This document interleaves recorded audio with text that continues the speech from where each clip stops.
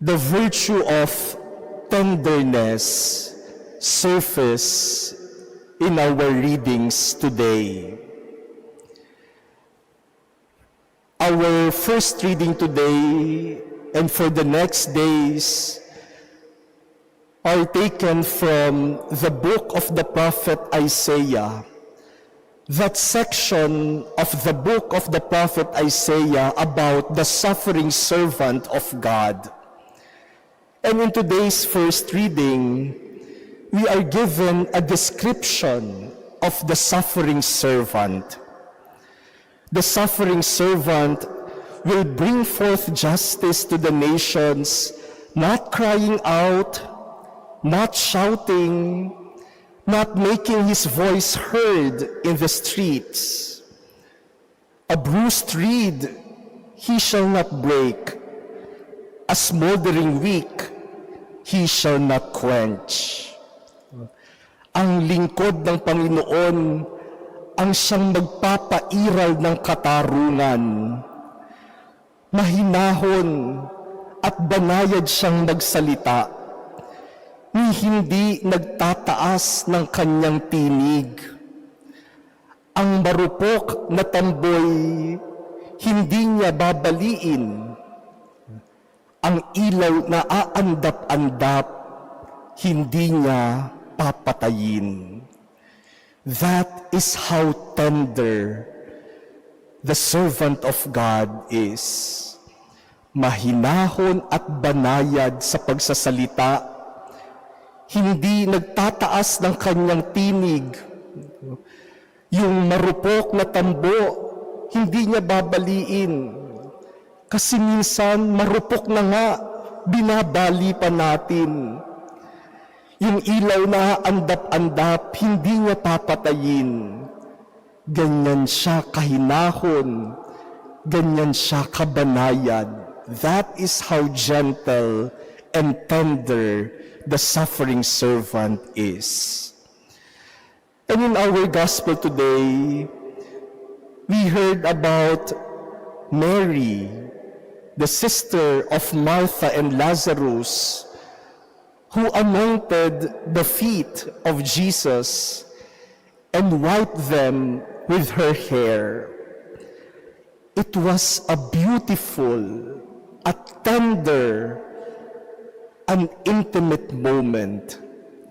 Jesus receives tenderness and caring from Mary. My dear brothers and sisters, Pope Francis several times has emphasized the importance of tenderness. And according to Pope Francis, tenderness is not a sign of weakness. Akala natin yung banayad at mahinahon ay kahinaan. Pope Francis said, no. To be tender is not to be weak. In fact, to be tender is a sign of strength. For only those who are strong can truly be tender. Only those who are strong can show tenderness. Come to think of it, my dear brothers and sisters, the weak have many mechanisms in order to defend themselves. They shout, they intimidate, they bully, they threaten, they torture, they punish. And why do they do this? Because they want to defend themselves. Takot na takot sila dahil alam nilang mahina sila. Kaya pangungunahan na nila ng paninindak, paninigaw, at pananakot. But those who are truly strong will always be gentle, will always be tender, will always be at peace. Because they are so secure, they are so sure of themselves, they could be at peace. My dear brothers and sisters, this Holy Week, especially as we enter the Easter Triduum, we shall witness how tender and gentle Jesus is. He does not fight back. He does not retaliate. He just keeps his silence. Hindi siya gumaganti.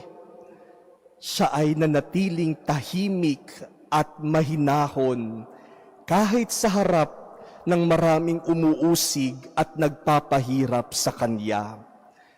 And Jesus is able to do this not because He is passive, hindi dahil sinabi niyang, sige, bahala na kayo, gawin niyo kung anong gusto niyo.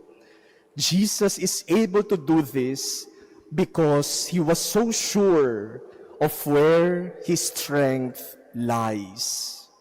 Tiyak na tiyak siya kung saan nanggagaling ang kanyang lakas. He is always gentle. He is always kind. He is always tender. My dear brothers and sisters, in a world that has become very rough and very rude, sa isang mundo na naging masyado ng magaspang at bastos, let us imitate the tenderness of Jesus. Let us recover tenderness because as Jesus shows us, it is only tenderness that can save the world. It is through our being gentle, tender, and loving each other that we could experience new life.